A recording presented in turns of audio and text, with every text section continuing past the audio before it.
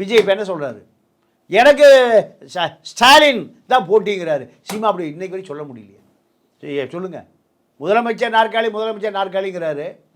நீங்கள் அந்த 234 தொகுதிகளில் ராத்திரி பகலாக உட்காந்து 234 பேரை தேர்ந்தெடுக்கிறாங்க. பழைய ஆள் போயிட்டான், அதுக்கு முந்தின நாள் போயிட்டான்.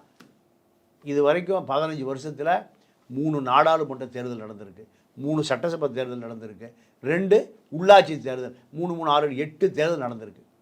முதல் தேர்தல் இருந்தாலும் இப்போ இருக்கானான்னு பாருங்க. இல்லை ஏன் இல்லைன்னா இவர் ஒரு சர்வாதிகாரி. நீங்கள் எவ்வளவு அரசியலே தெரியாத ஒரு அடிமைன்னு எடுத்துங்க. திரும்ப தான் சொன்னார், பெரியார் இவர் அடிக்கிறாரு குருமூர்த்தி சொல்லி.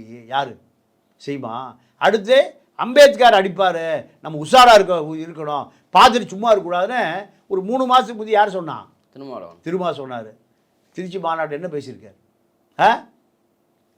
அம்பேத்கர் தூக்கி போடுங்கயா, அந்த மகாராஷ்டிரா சார்ந்தவர், அயோத்திதாசன் பண்டிதர் கொண்டாடு சொல்லியிருக்காரா?